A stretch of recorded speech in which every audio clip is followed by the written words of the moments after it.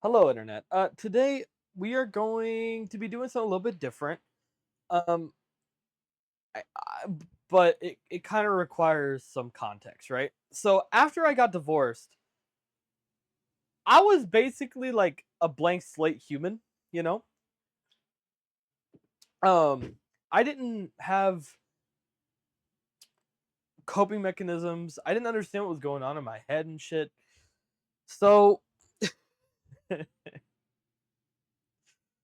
um, after I got divorced, I kind of lost my shit a little bit. I kind of went into psychosis. Um,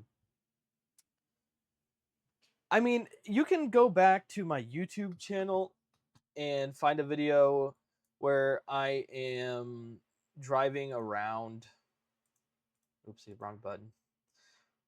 Um, a long time ago now. Um, here we go. No, not this one. This one right here. 2 years ago. God damn. 2 years ago. Fuck. Fuck. Long time ago though. Where I talked about, what it was like to be married, why I think you shouldn't marry early in your life and should wait until you're like 27 or something, 26 when your brain's fully developed. And if you don't do that, that's fine. I'm not saying that you're guaranteed failure. I just think that it you should wait. That's kind of the moral of the story on this video, right? Um, Oopsie.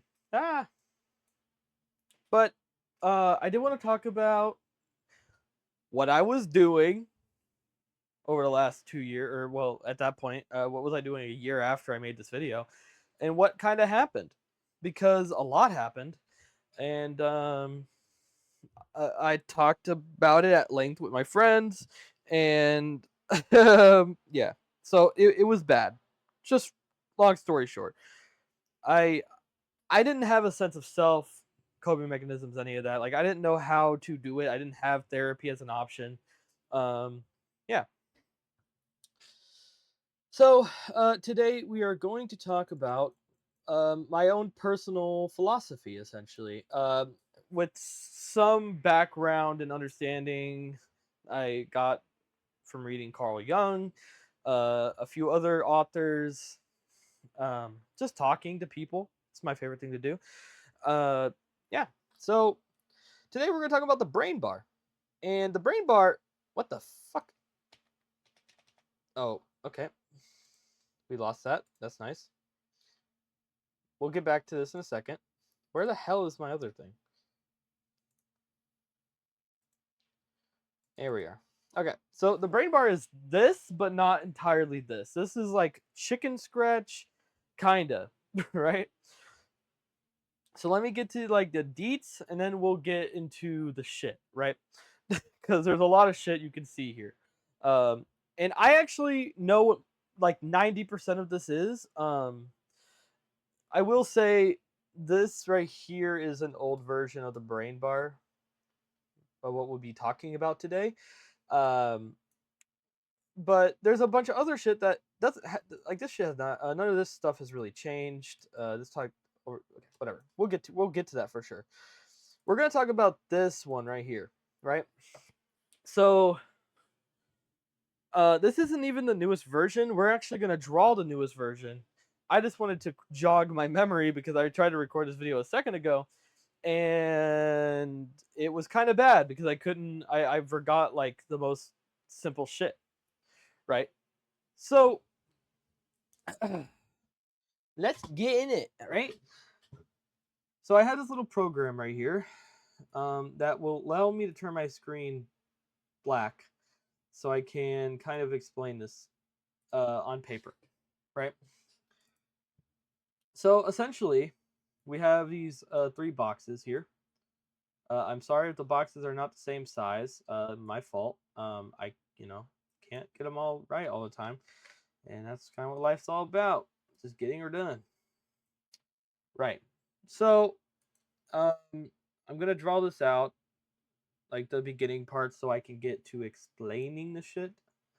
And then we will boom I can probably put one here, and we'll leave it at this, right? For the time being. So the whole point of the brain bar was to give me ways to understand how I react to things, right? So I always will like to say, I'm not a psychologist, a therapist, anything like that. I don't have true understanding of how the brain works. There's a good chance I'm wrong.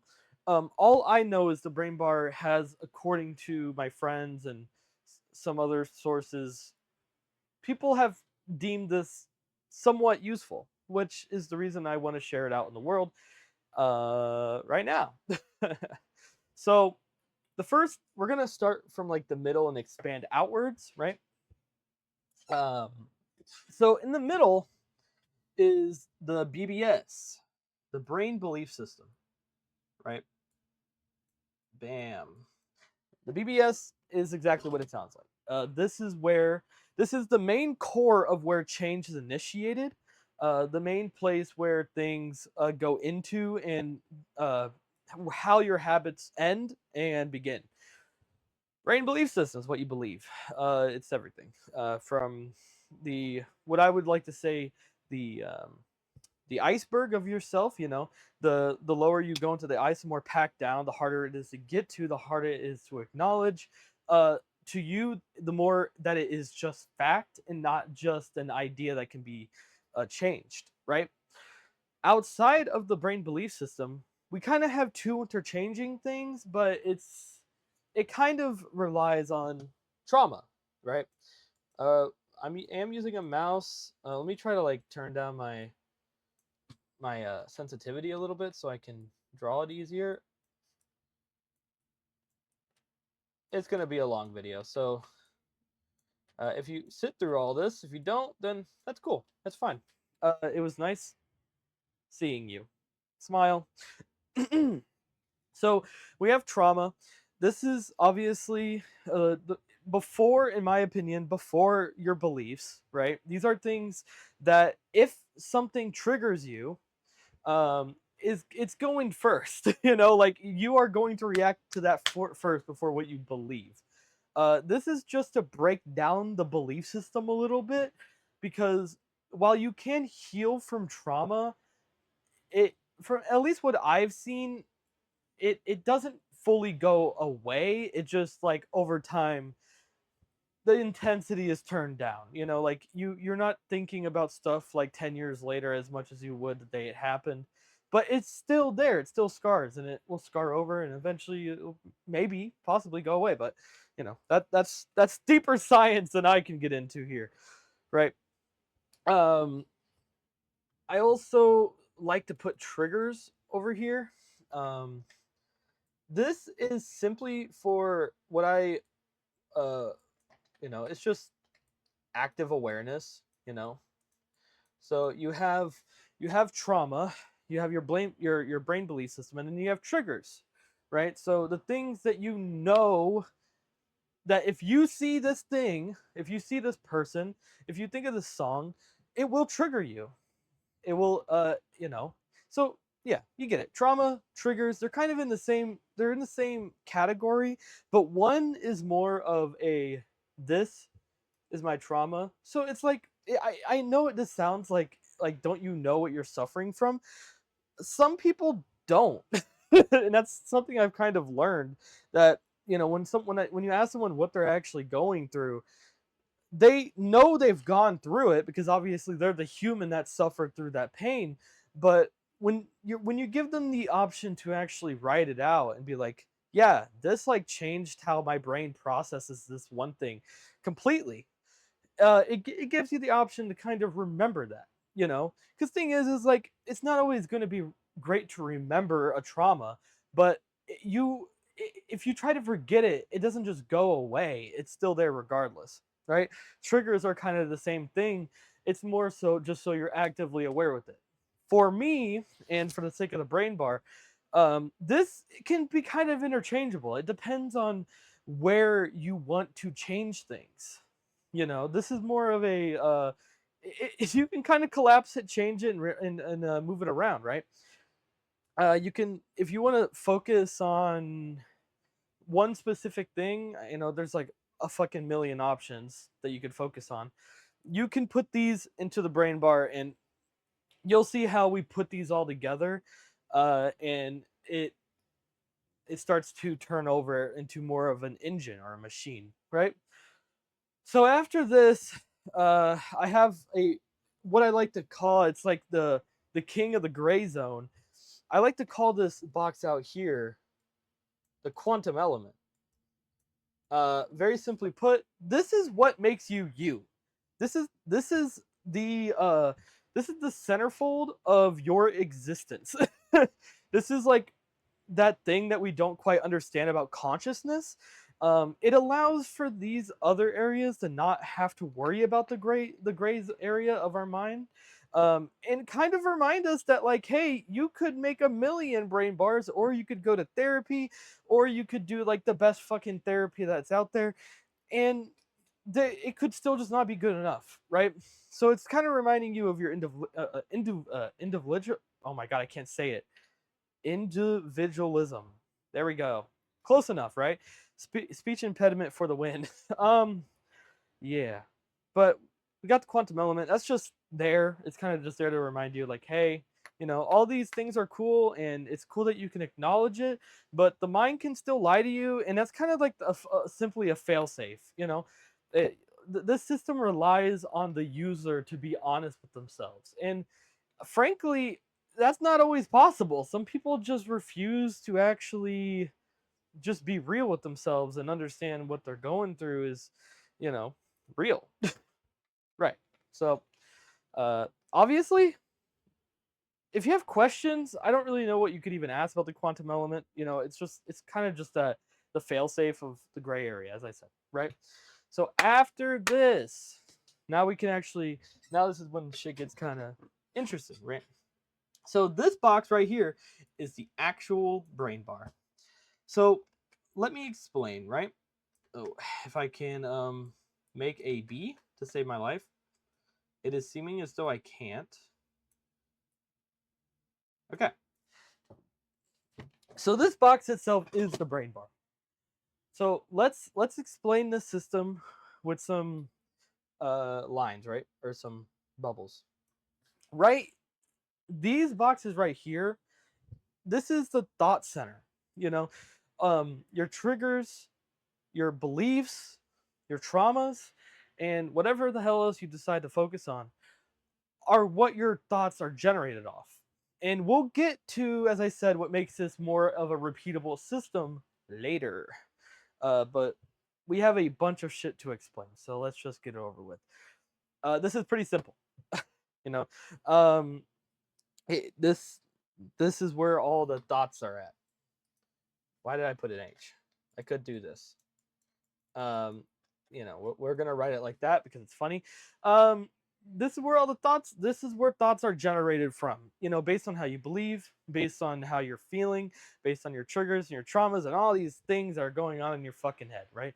It's a complex system that, even though we have all this fucking science, still can't entirely figure out how to help people as efficiently as possible. And obviously, the brain bar is not here to try to say that that shit's bullshit. This is literally just a system I made. We're gonna yap a lot, so bear with me. Bear with me. Let's get back into it. So after after the brain bar, we are going down and left, and then right, and then left again. No, no. So let's make this box, and then we're gonna make this arrow.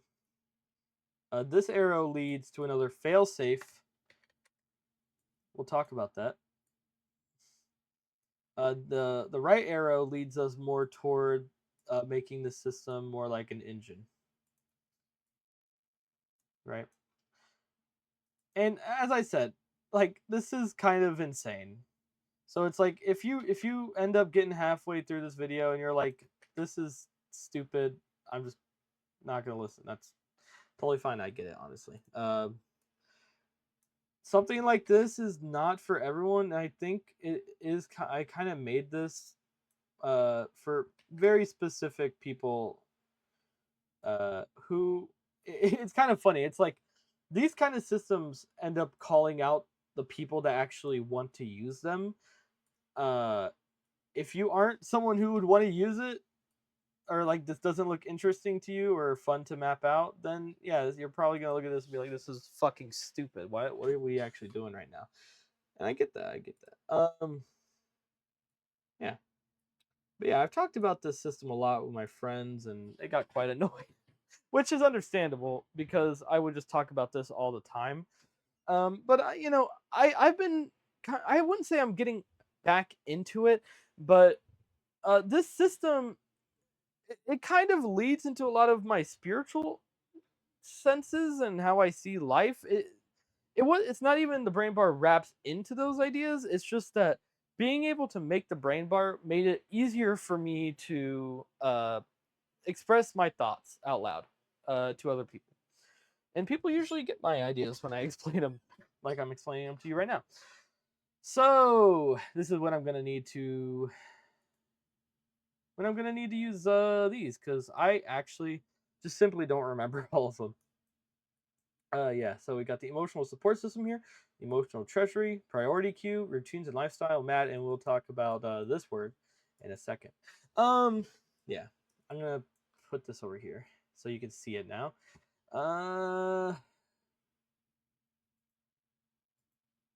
Take a little screeny of it.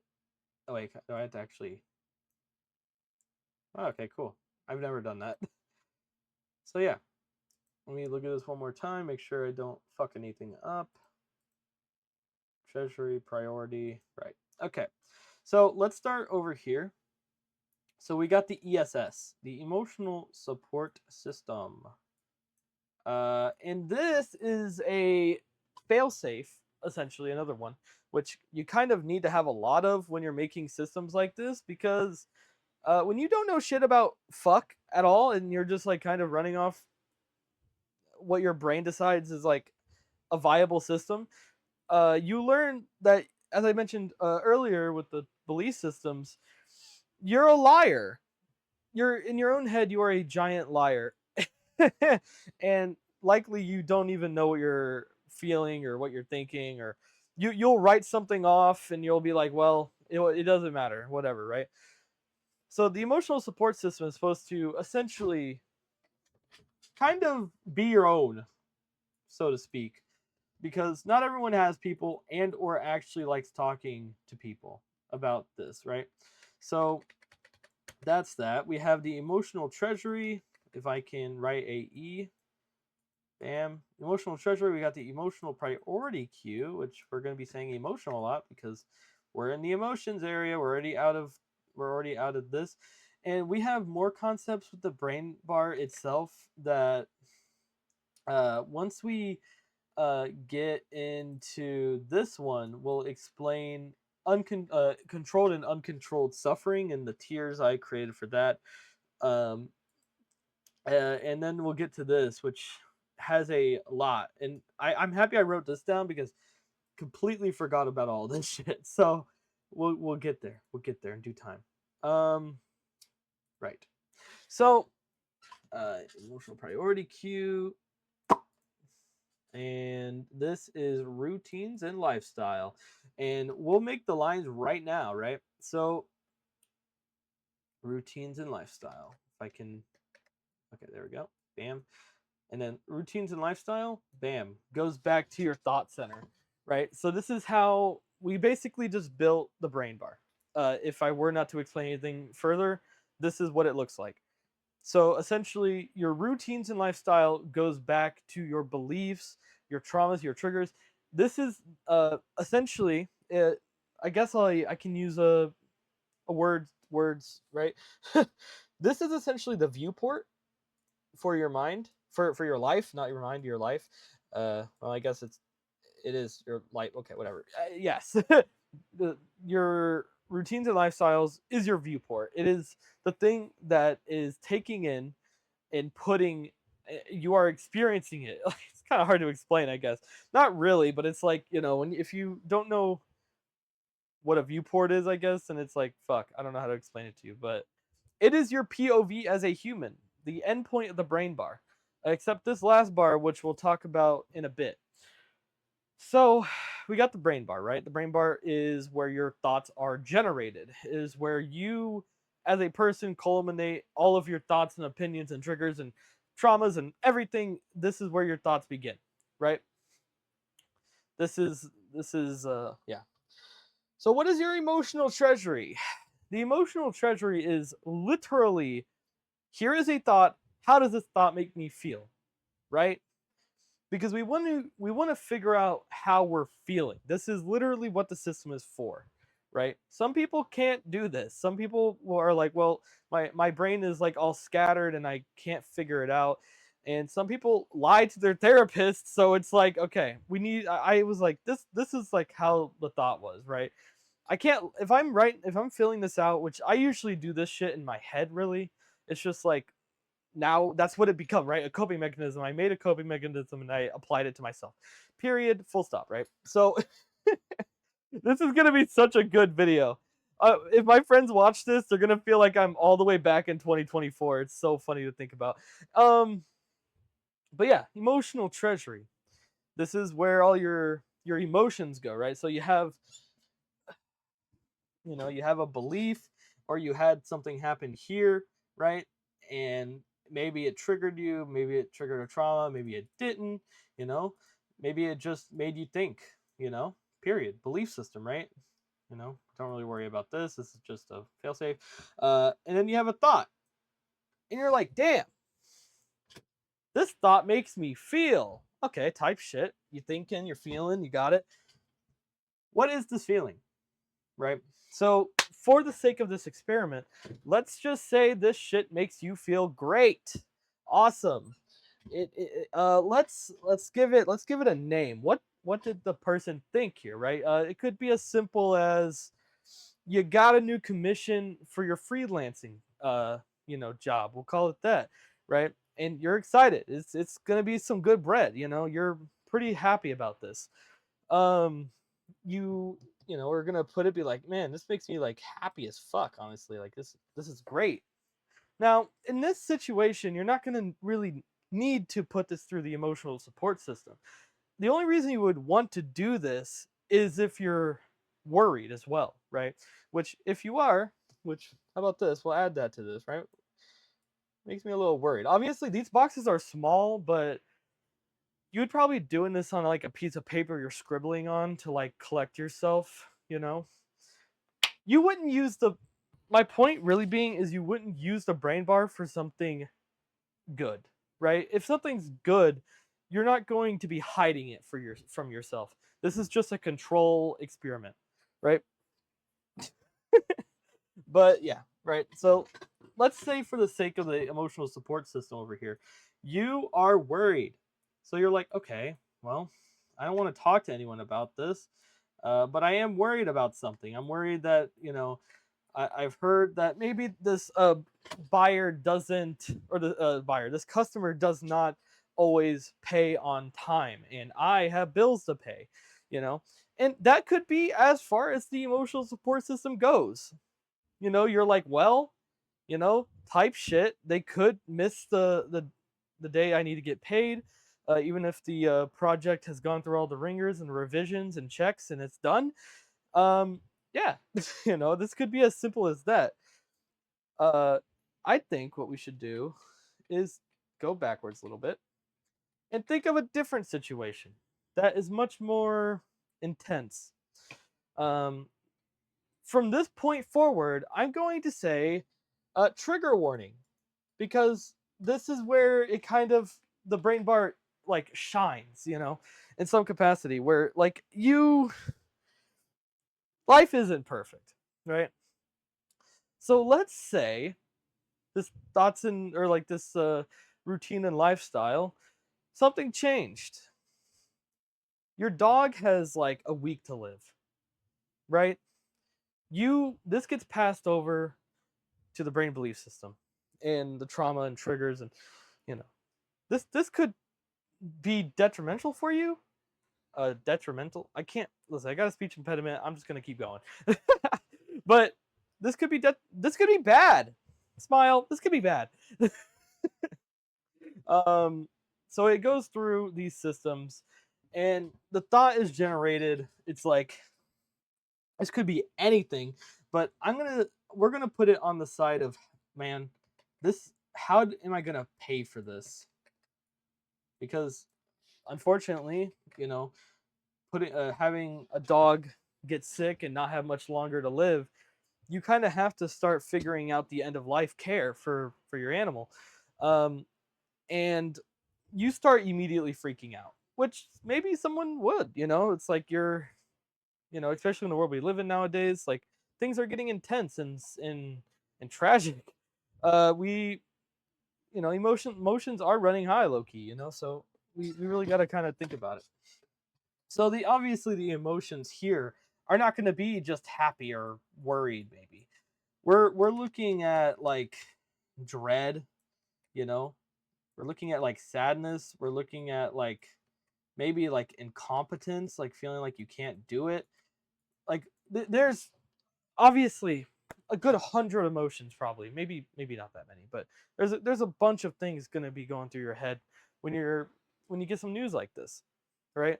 This is what the emotional support system is. The emotional support system is literally, I think how I used to say it is kind of like the TSA for your emotions, because um feeling incompetent when something like this is going to happen isn't exactly what you want to feel right now. But you can't avoid that feeling.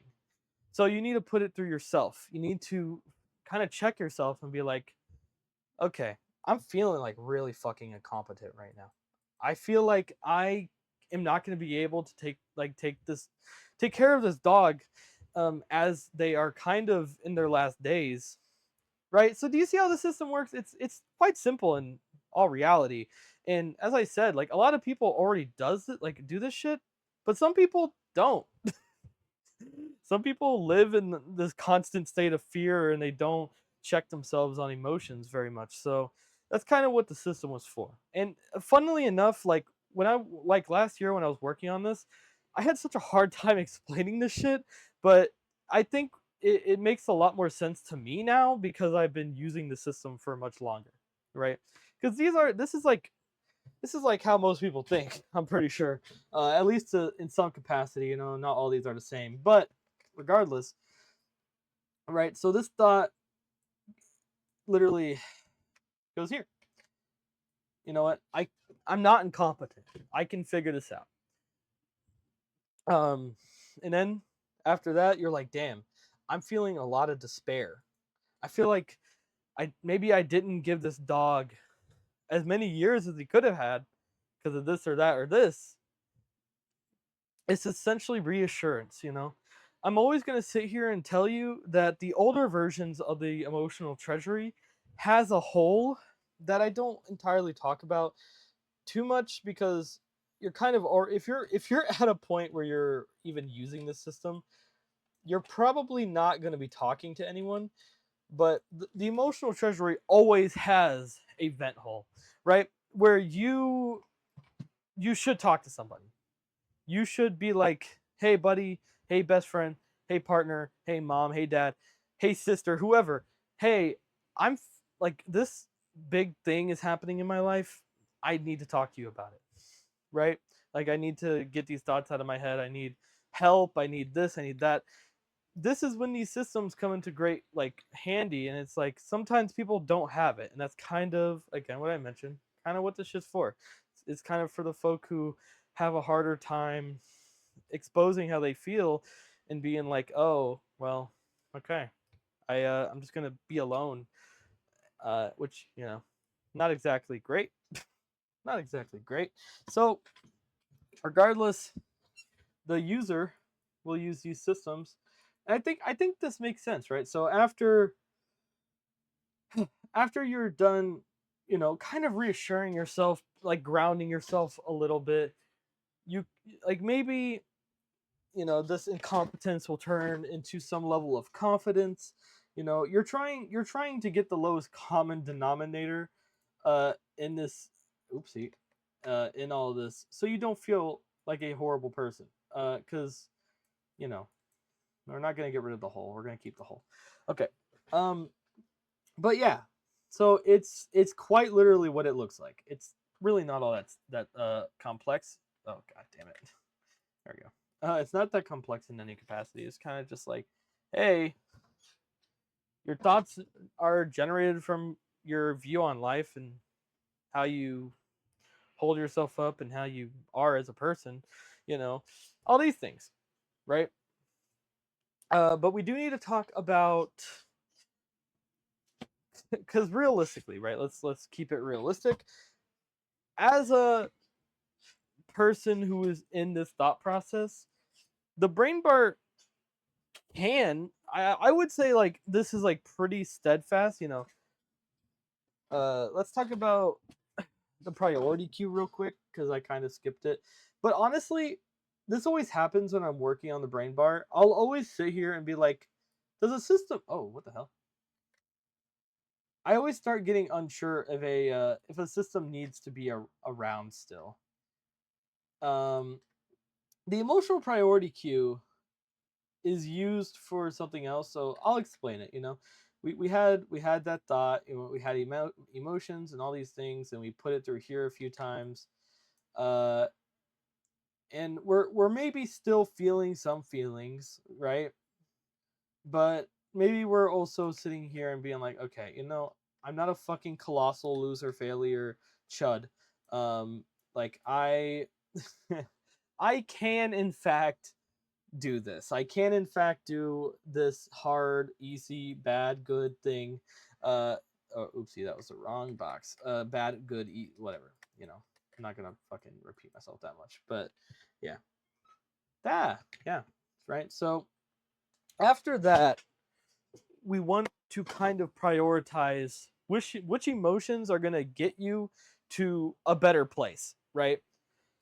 So this is when selective avoidance and people who are not entirely honest with themselves, this is where the system is going to hopefully make them be honest with themselves, right? Because all emotions are important, um, obviously, but some emotions like kind of hold you back in some capacity, you know, like if you're putting if you're feeling dread over here and you're like, man, dread's the most important emotion, I need to prioritize feeling like shit.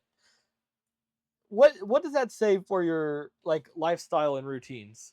You know, you're gonna go into this next cycle of the brain bar and you're going to feel like shit because you feel like just horrible, right? So it's like for me, uh, I guess we're gonna look at it like, you know, sadness is an important emotion. Dread, on the other hand, is not. It's just not. You're not gonna. It's not that you avoid the dread. It's that it's still here. You know it's there, but you're actively choosing not to fall within that. You're actively choosing. I would say, um, those core emotions, sadness, happiness, worry, emotions like that are the ones you should be existing within, right? But there still needs to be balance, which is what we're going to basically be talking about in a bit here. Where in balance is where we start getting into the more philosophical ideas, and shit like that. It starts getting kind of deep, right? So the emotional priority queue is literally sitting here like I need to, you know, my as I mentioned earlier, like my dog does not have much long to live. I feel like I feel this dread in me that I can't seem to shake off through the emotional support system. I just feel it. So it's like, okay, so now we need to focus on feeling confident. We need to focus on trying to disrupt those pathways of what really becomes like self-hatred, feeling incompetent, like all these things. Because what ends up happening is those emotions just go unchecked, unacknowledged, and that doesn't fucking help a soul. Really. It doesn't help anyone. Um So the emotional or priority queue is literally there to acknowledge your emotions, acknowledge the ones that are probably better to stand on to keep you pushing, right? Because like the only reason, at least in my situation, with like the or not my situation, but my example with the dog, like of course you're going to prioritize your sadness because your sadness is an envelopment of other emotions, you know, like you're losing your best friend. You're not going to be able to unprioritize that feeling. But if it's as deep as like dread is or sorrow, you're not going to sit here and be like, man, I'm going to walk into this next cycle. I'm going to walk into this next day feeling like dog shit. No pun intended. So it's like we want to try to prioritize those core emotions that can exist within each other. You can feel sad, you can feel happy, you can feel worried all in the same day, you know? Like like passing a fucking bar exam to become a lawyer, you're feeling every emotion and they're all going to be prioritized, you know. But in those, like in that situation, even then it's like you probably don't want to prioritize your worry. You probably want to prioritize like, because like I think I just added something to the I think I just added to it as we're talking, like as I'm talking about it. I feel like even the emotional priority queue could be like a victor or victor I like using the word rector or something. I'm gonna put it on screen if I decide to edit this video. I think it's like the measurement system for an earthquake. I don't know. I like the word. I can't remember it off the top of my head. It's pissing me off a little bit. But I think I literally just added something to this as we were talking. Because like we have emotions here. We have emotions here that we are feeling, right? We have emotions here that we are acknowledging and trying to get down to the lowest like a version of it essentially. So you're not sitting here and being like, oh, I'm just a fucking horrible person. I feel like the emotional priority queue could also be a checkup area where you are, you're feeling this dread, you're feeling like worry. You're like, okay, I feel these feelings. I need to back up and be like, okay, oh, dude, wow. I love when I do that. That's how I know I'm back in my fucking bag, bro. That's how I know I'm back in my fucking bag. Oh man, this video is gonna be fun. So yeah, but you get my point. You really do. It's like, okay, I'm not gonna say you really do. That's fucking insane. But like, if you're really following what I'm saying bar for bar, you kind of get it. The system's not that hard or even that complex if you are kind of in a clear mind. Like this is, I wouldn't say this is logic, but your brain probably functions somewhat like this. The only part that doesn't like exist within your own mind is this quantum element. This is just for the you know, for the diagram, right? So, oof. I love when I add shit on the fly and don't really think about it. So, right. This is when the system gets a little bit fun because if you really want to get into the emotional priority queue, you can do some other stuff, and we're gonna get into something called dominant mood. Bubble clot. Okay, dominant mood. Uh,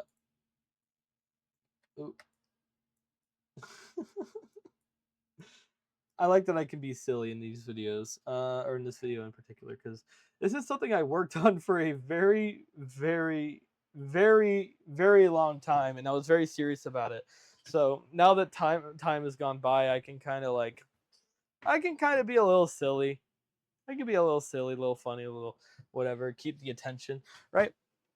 So after that, we have routines and lifestyle, which I've kind of explained already based on a lot of things. But this is, the end point of this. Uh, you got your beliefs, you went through your thoughts, you went through your emotions, and this alongside really with the EPQ is kind of the moment to acknowledge what your lifestyle is actually like, right? Because if you're filling this out and you're like, man, I feel like shit. I feel awful. Like everything just feels awful. I feel awful. Um, I mean, you can kind of see it within this diagram. You can literally watch yourself kind of fill it out and be like, damn, I just haven't been thinking nicely about myself. I haven't been treating myself right. And I think that's like the high end of the system where it's like, yeah, it's weird, it's like kind of strange the way this all comes together. But I think it ends up making a little bit of sense. I think one thing I really do like about me adding the idea that low key with the EPQ, you can just add your emotions. You can kind of be like, man, I feel like shit. I need to prioritize things that make me happy. I need to prioritize things that make me joy joyful. I need to prioritize like I need to prioritize myself. That's basically what it turns into. It's like I need to like self-preserve myself a little bit so I don't go off the deep end, right? Speaking of the deep end, we're going to talk about not the true end of the brain bar, but the final box that has been here for a very long time. Mutually assured destruction, or the mad box. So let's put it like this, right? So my end goal with the brain bar would be getting this in front of a therapist, right? And I can't talk about some things, but I may have had that successfully happen and someone use it with a patient just off a whim, I guess. And I'm not going to name names for obvious reasons, but uh, that is kind of the goal. If a patient, in a sense, Phil is like at this point where they have negative beliefs about themselves. Maybe their triggers and their traumas are constantly cropping up. Their thoughts are sad. Their emotional treasury is just chock full. They don't even put an effort into actually um, putting themselves through the ESS and actually like trying to recoup themselves a little bit. They're in a true level of self destruction, essentially. You know, their ET is looking crazy, looking like they are on the edge. Their emotional priority queue, they don't even actually, they're not even using this box right at this point. They're like, they are just like, oh, I don't even care to prioritize anything. Like that would probably be the worst this box could really see is like, I just feel like shit and I don't care to prioritize anything other than that, and I don't even care to put anything in this box at all.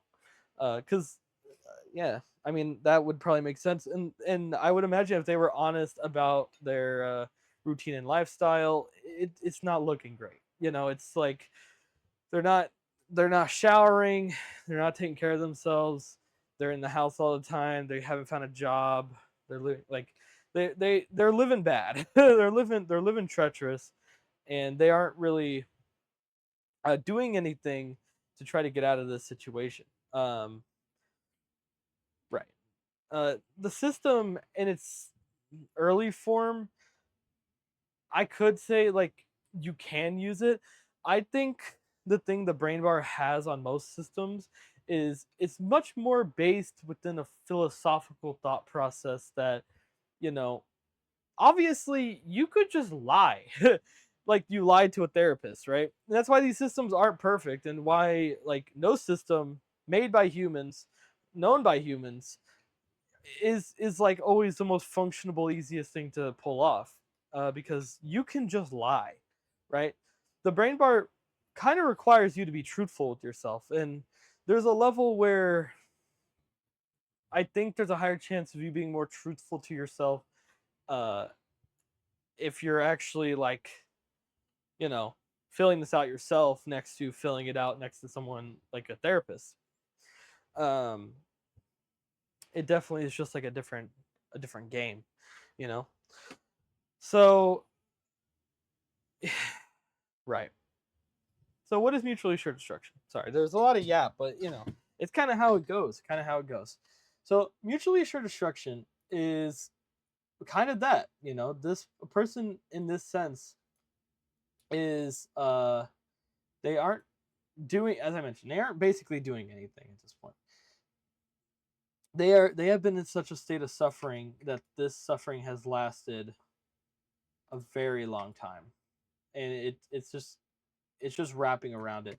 I used to say a particle accelerator. That's not exactly how that works, but I would say the same capacity where um, it's kind of like a string getting wrapped around a tree, basically. And there's two ways that this kind of happens. There's the string getting wrapped around the tree, and then there's like I don't remember the name of the game. I think I can draw it out technically, but it's like that. It's like the park game, where there's like a pole and then there's like a string and there's like a ball at the end, and you can like hit it, and it goes like woo woo woo, right? There's that, and then there's just like a slow, like gradual twist around the branch where eventually the person has no wiggle room. They don't feel like they want to exist, right? Um, I guess you can probably figure out what that looks like. And since we're kind of running out of room here, I think now that we're done with the brain bar itself, we can kind of move over to some of these, right? Um, so you can see not much of this has actually changed down here. It's mostly up here, You can see me kind of talk about traumas, right? So I don't think this one is as good technically. God damn it. Let me get rid of that. No. Okay. So yeah, this is fine. This is a even older version, but we'll work with it. So what ends up happening after lifestyle and routine becomes kind of a void of emotion.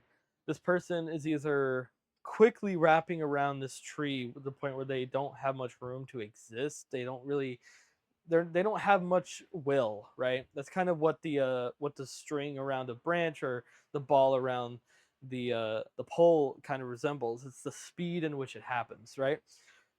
People who are just generally depressed are probably going to be like the tree around the branch, where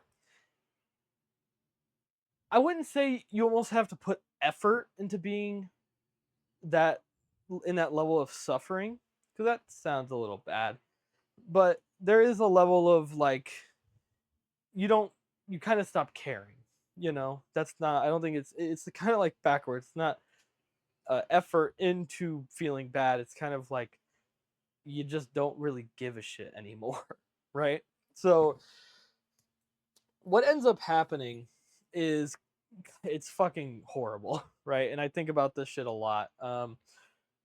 It's kind of, yeah, you can see in these older drawings I talked about the emotional particle accelerator, mad, and all of these things. Yeah, yeah, I wrote a lot, but basically what ends up happening is a person, once they start getting closer and closer to the strain point where there's no more room for the ball to wrap around itself, it kind of starts to rip, right? The support you hold, because like you're kind of playing a game with your own life, right?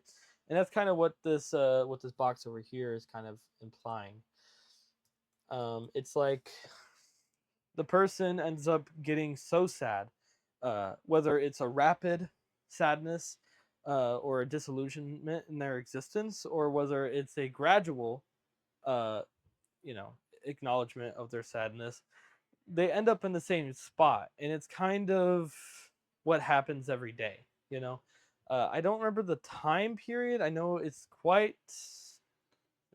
getting worse, but the suicide per whatever, minute, hour, whatever, is a lot nowadays. It's kind of awful. Not even kind of. It's really awful.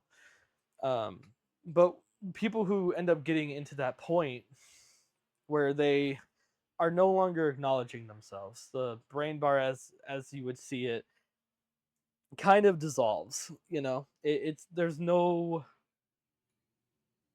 brain bar. There's no you. There's no caring about people. There's no caring about what's happening after this. You know, um, obviously, your brain goes through a very quick decision. You either end up taking your life, which is never, I would never say is option one or option two. It's just you end up taking your life, you know, or in that last moment where you kind of feel disconnected from yourself, disconnected from your life, the person makes the opposite decision and so decides to run it back, essentially. And a lot of these systems with the brain bar, the reason I made it like the way it is now is like if you're in that point where you don't really know what you want to do, and all of these systems are now foreign to you because of how long you've gone avoiding it. Um, One of the bigger things I want to talk about, I do want to take a screenshot of this real quick. Let's do that. Save. Nice. But yeah, so it's kind of, they decide, unfortunately, to take themselves out of this off this planet, or they get support. I tried to make this system where they could, you know, basically hijack themselves in this moment. Where it's like, damn, I do not know what to do. I need to consult my own thoughts for a second. Because like in this moment, the beliefs, all these things are kind of redundant. Like you're gonna sit there and believe that you're a horrible person, that you deserve to die. And I'm only saying it like that because I have talked to people who in fact believe that, who do believe that they don't serve a purpose, that they were a mistake, um, and it's horrible. It's really horrible. So the way I had this brain bar figured out is kind of like once you've hit this state of mutually assured destruction, and we'll get to why it's called that, um, is kind of to be able to wrap back around and get support and consult yourself. And I think these systems make a lot more sense when we start talking about the fact that a mentally healthy person isn't going to be using the brain bar like this. You absolutely can. And I would say there's probably more official versions of what the brain bar is that modern like therapy have already figured out. you know this is just my own diagram for how I would say this system ends up playing itself through, right? So, you're having these horrible, we'll say, I think it's been an hour. You've been having suicidal thoughts, suicidal ideation, all of these things. And you immediately go back around to like wrap around to consult your thoughts. And this could be a fucking hyperbolic time chamber inside the emotional support system. This is like get therapy immediately. This is like talk to friends and family immediately. Like go somewhere, do something, get out of your head immediately. Like cuz right now your head is like the thing is it's like people who end up feeling like this, I'm sure I can say I've felt like this. People who end up feeling like this, they don't, it's weird to say, right? They don't really want to die. That's not really the solution they're going for. It's the suffering that they're feeling, um, that is making them feel like they want to die, right? Um, and these systems, I really don't know if, like, I don't know if anyone, I highly doubt out of all the people I've talked to last year that many people have used these. You know so I don't know, but it's, for me, this is literally how I've stopped myself from taking my own life various times, where, and we'll really get there. We'll really get there. There's a lot more to that thought process than simply the brain bar. We are looking at probably a 2-hour video at this point. I don't think I'm gonna edit this. I think I should just keep it all here, and if you like this video and you have questions, or if you are someone who, I don't know, if somehow you find this video, um, would like to tell me of how right or wrong I am, or if you have critiques that maybe I could scientifically adjust the brain bar to make it more safe and accurate, I'm so down. I just needed a very, very, very long extended break from working on this because I kind of became obsessed, and you know, I'm trauma dumping now. So let's get back to the brain bar. I just feel like I need to make those kind of like, hey, you know. But yeah, you can kind of see why the system is so simple, but also in a moment of need, I feel like would allow someone to be like, damn, I need to get this all in order, you know?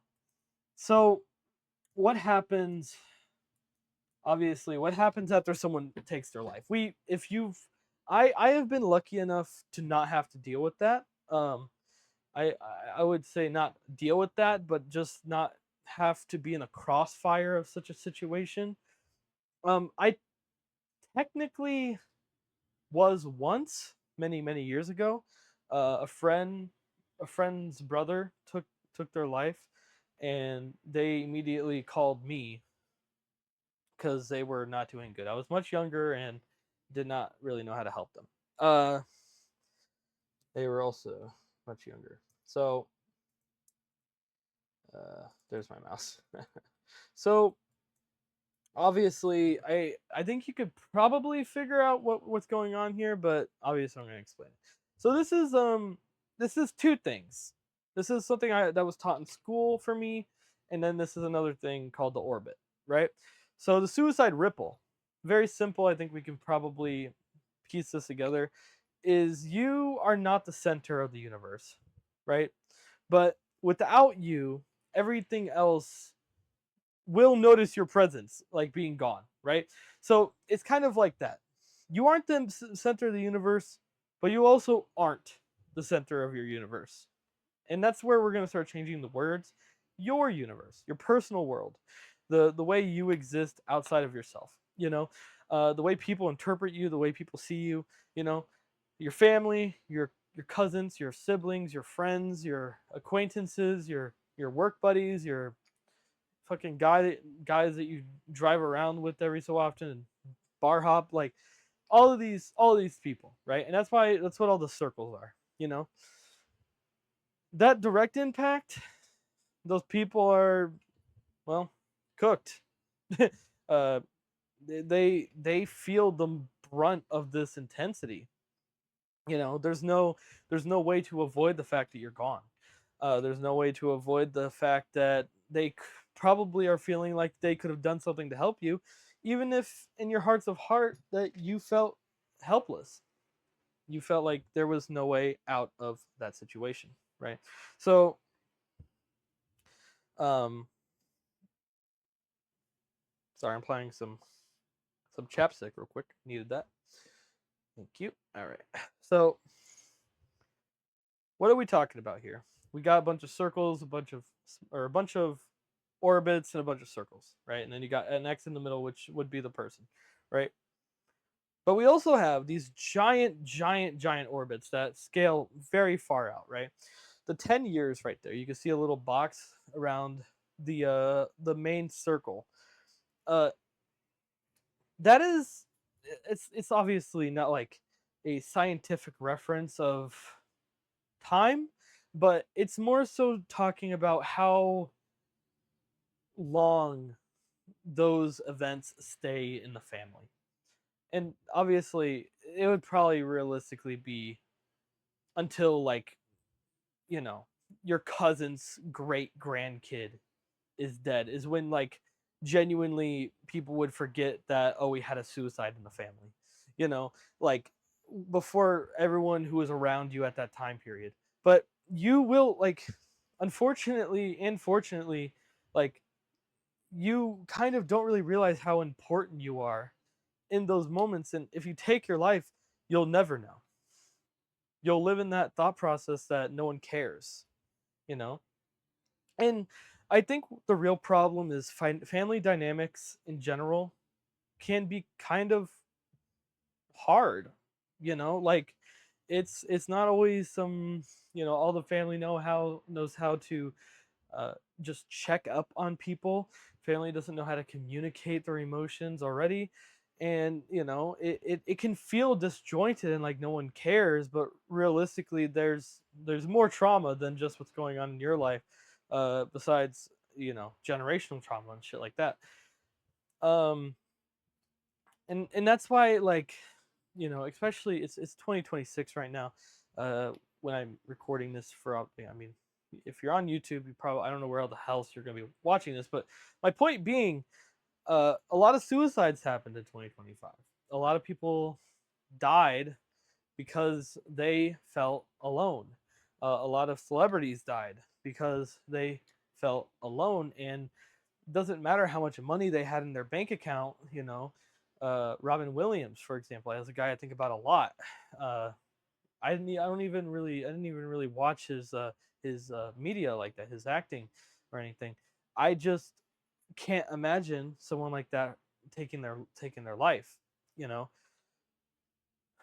where it's hard. It's hard to fathom, right?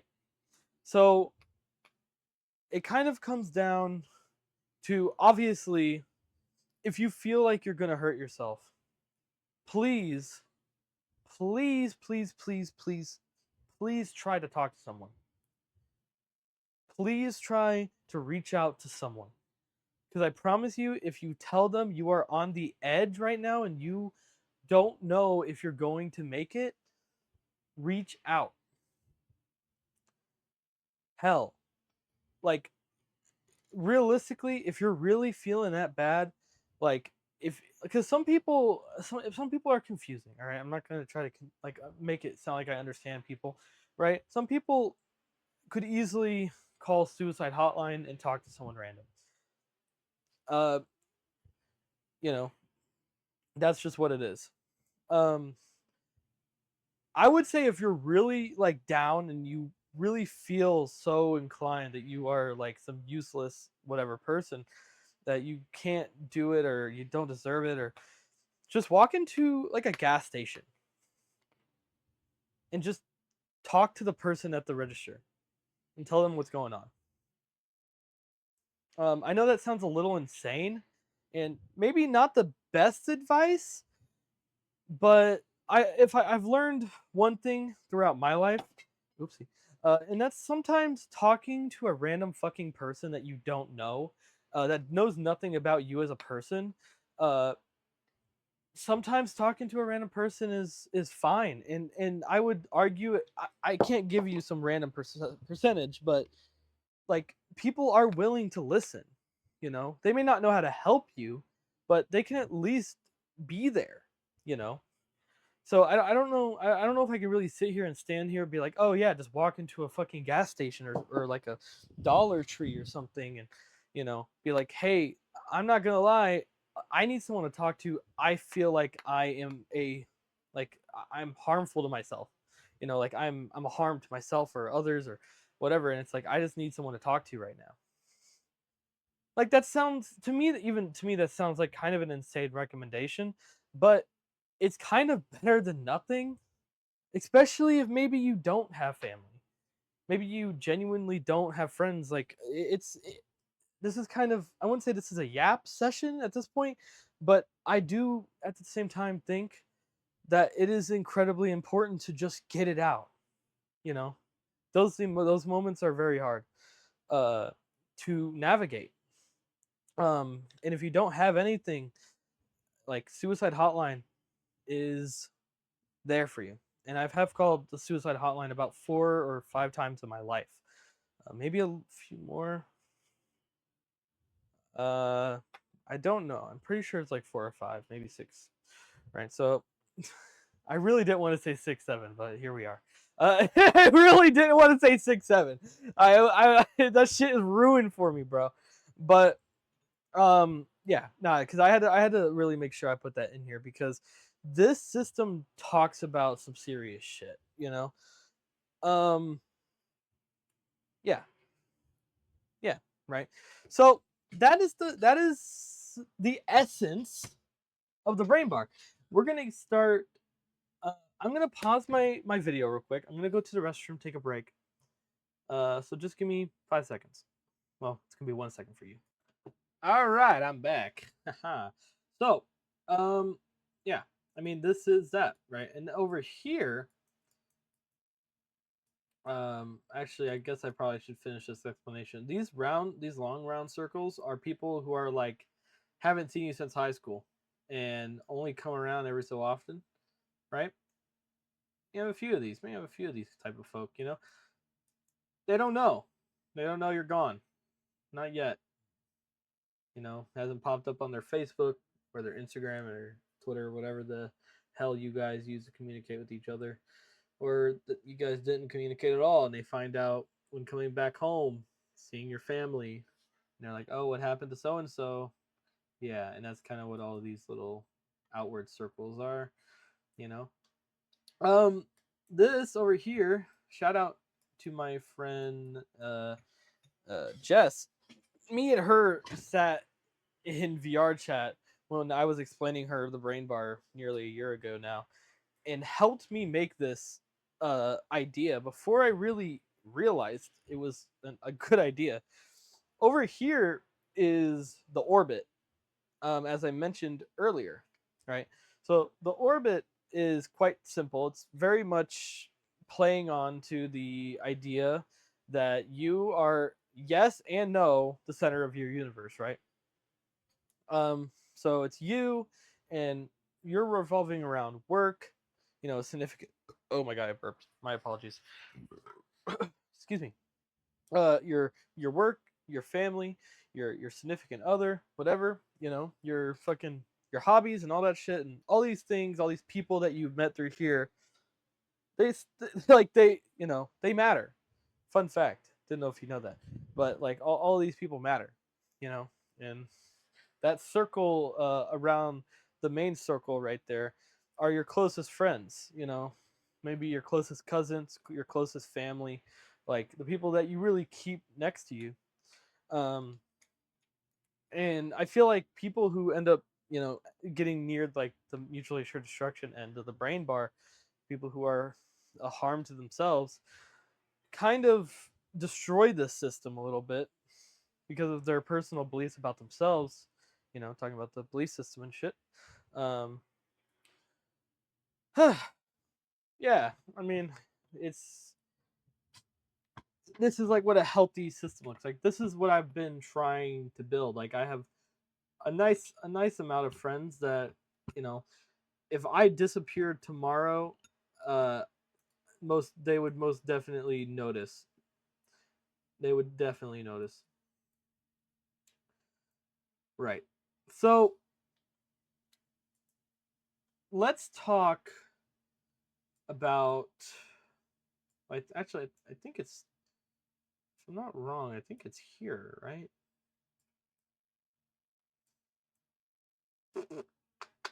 Yeah, dominant mood. We're going to talk about dominant mood now. Sorry, I kind of got distracted, but we needed to finish this, right?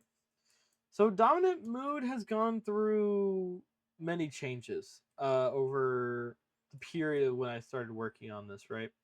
So, dominant mood is kind of, I think the way I retroactively fixed the priority queue, dominant mood will end up making much more sense, right? So, let's go back to my original example, dog passing away soon, right?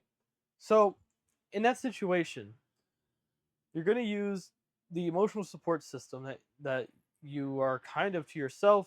I would also argue that the emotional support system is kind of whatever you make it, you know, because like the whole, I think that's why I kind of removed the whole from like emotional treasury, because the emotional support system, it can be yourself. It can be you acknowledging that this feeling exists and being like, man, this feeling is not great, or this feeling is like also generated from another emotion. Like very complex. It could be fucking a lot of things. You know what I'm saying?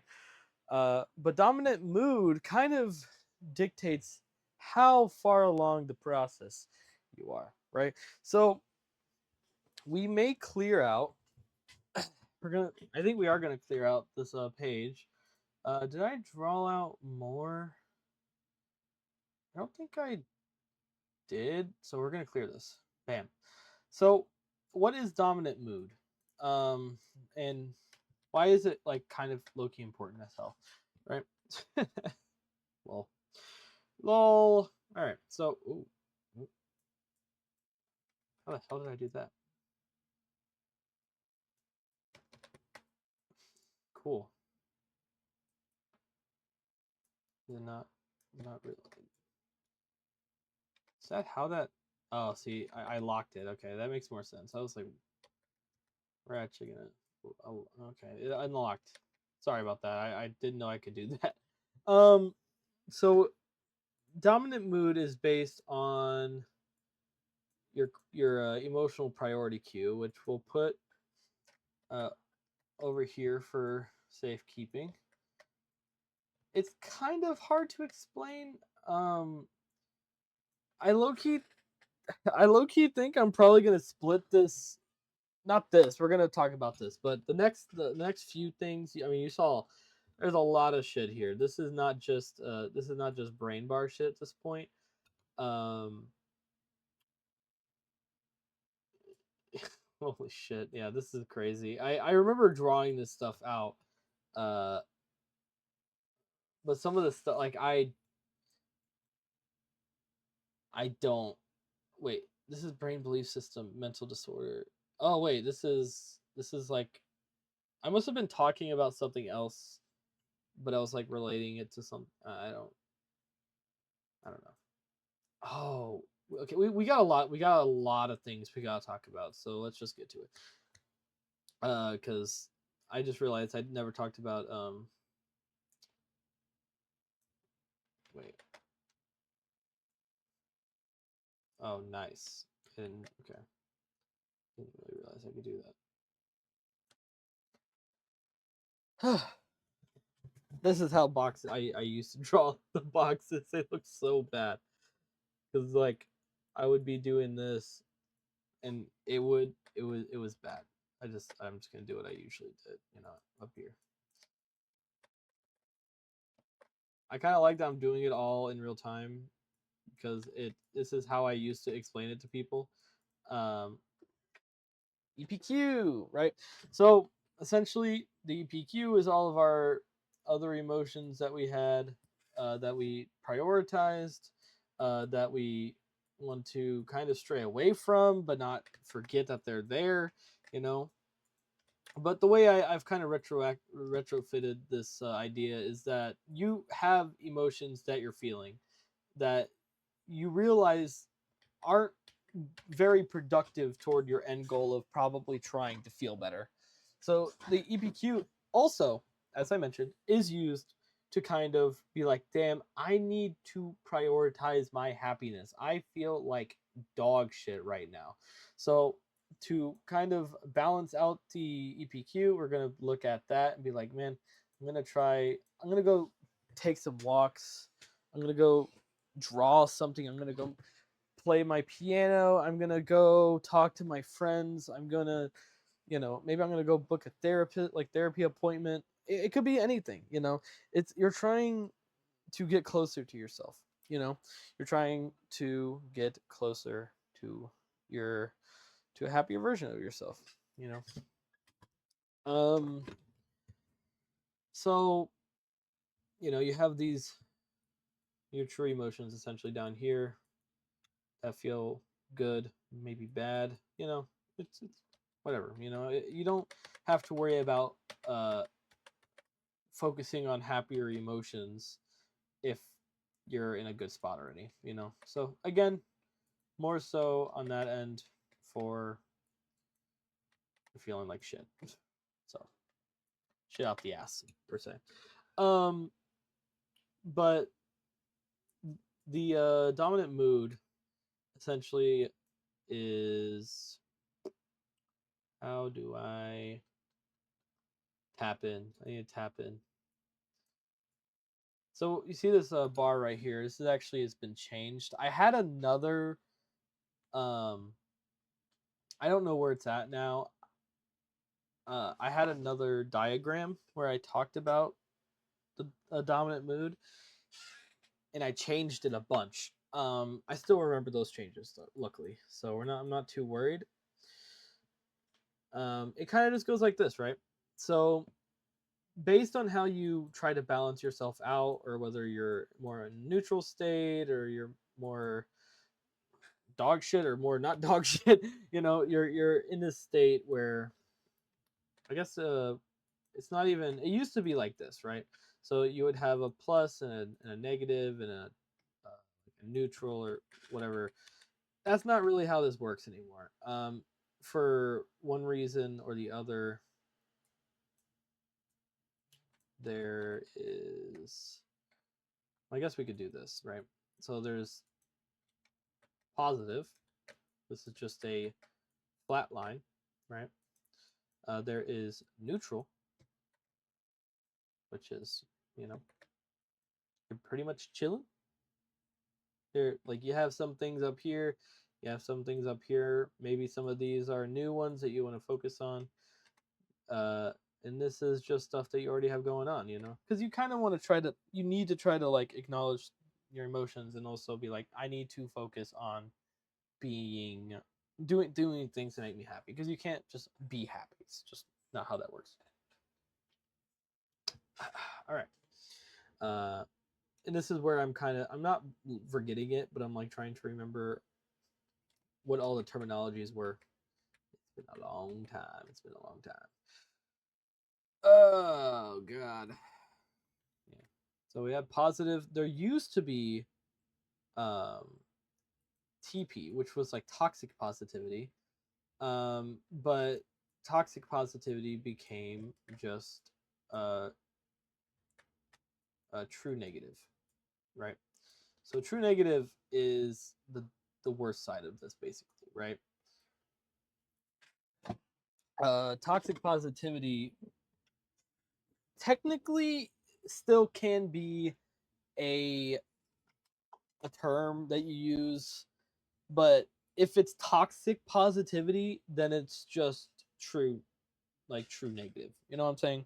Like these these are the same thing. You can't say someone's being positive, but if you're too positive, you're being toxically positive.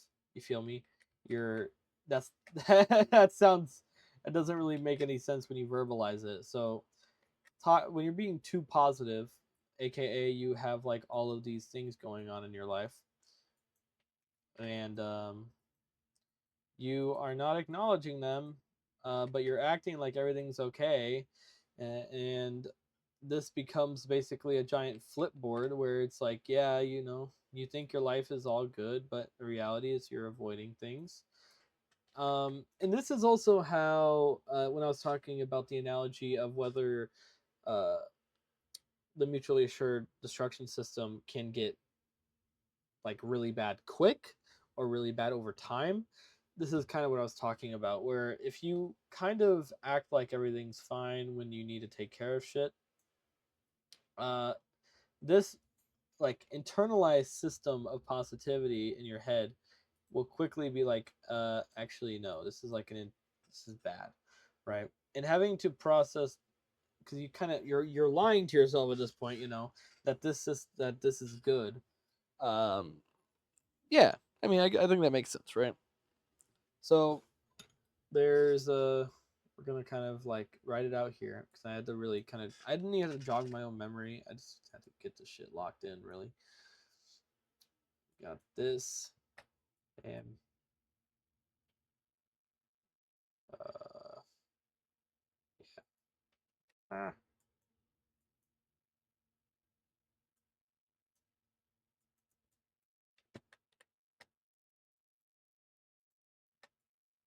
Right.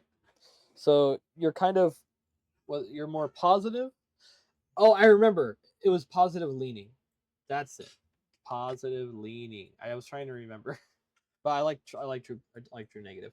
But positive leaning is you are, you have stuff going on in your life. There's still negative things happening. You're acknowledging those negative things. And then you're like, man, I want to do things that make me happy while still, I want to do a lot of things that make me happy, but I also still want to acknowledge the things that are happening in my life, you know?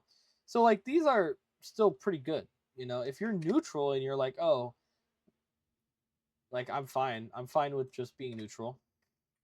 For me, I fall under this because I have a mental disorder. I have bipolar disorder, right? So we're not going to talk about myself here, but I try to focus more so on the positive things in my life.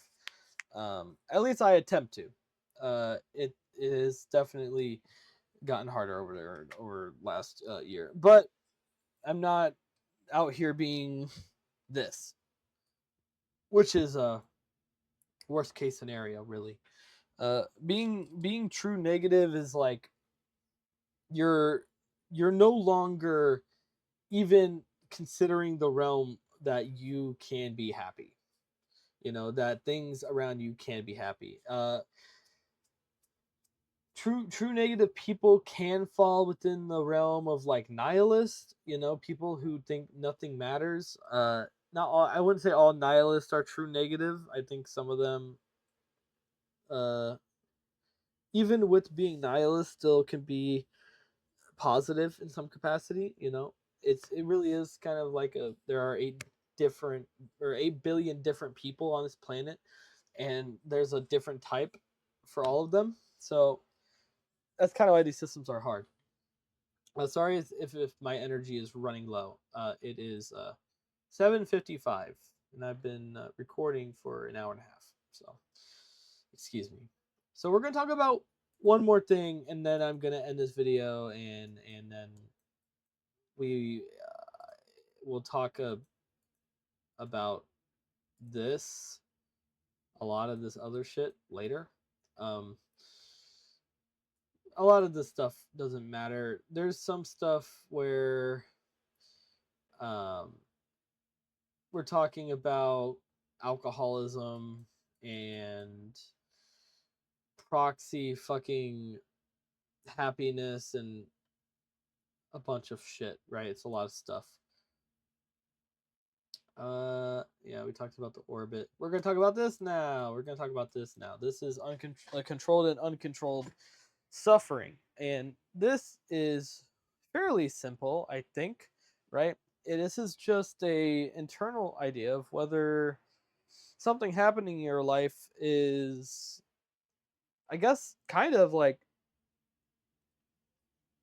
it's a little bit. I would say it's a little bit in the sense goes with the brain bar and the emotional support system, right? Controlled suffering is just that. It is something that you either did yourself or something that isn't the end of the world. You know, like it's like, oh yeah, this thing happened, this thought happened. Um, and is there any worth of worrying myself to this to an nth degree and trying to make it a bigger thing than it maybe isn't?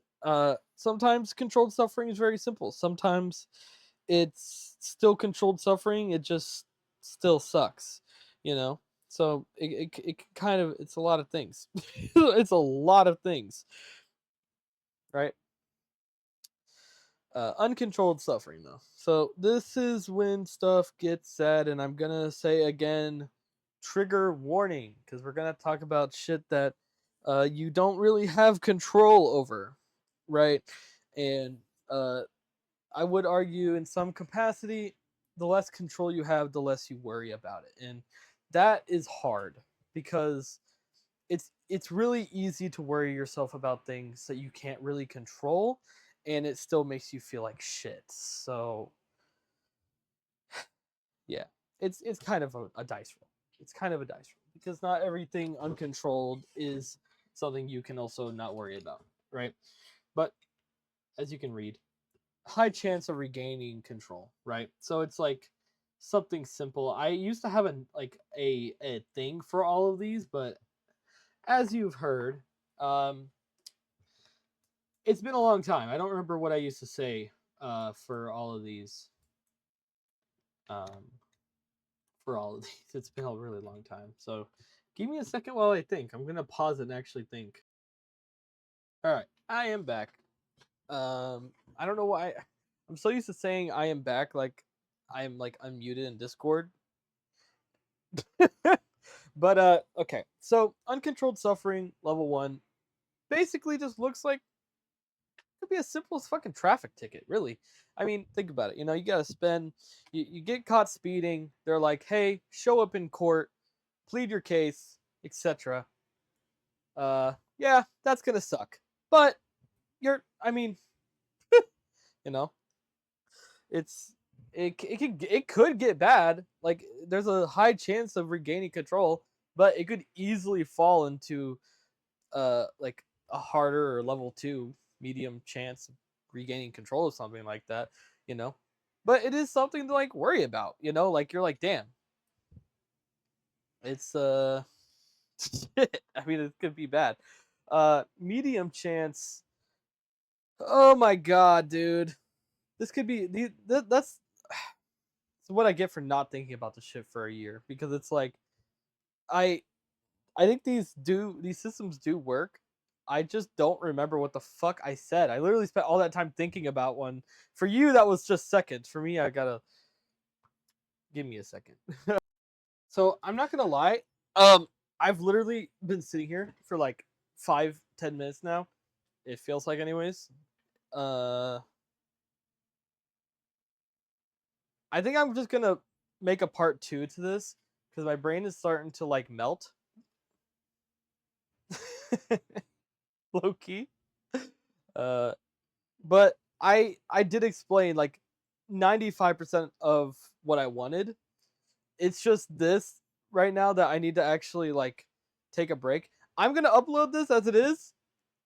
I'm yeah, I don't know. I don't think I'll cut this out. I'm just gonna keep it in. I wanted to like I wanted to make this explanation of the brain bar as raw as it was when I would explain it to people like last year.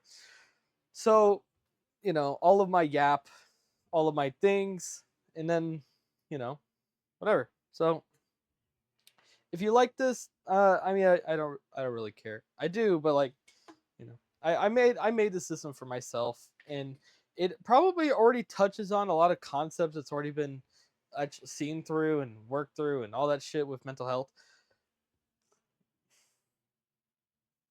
Yeah. I will make a part 2 though, because I do have a lot of other things I want to talk about, and maybe even I'll expand on it finally after a year.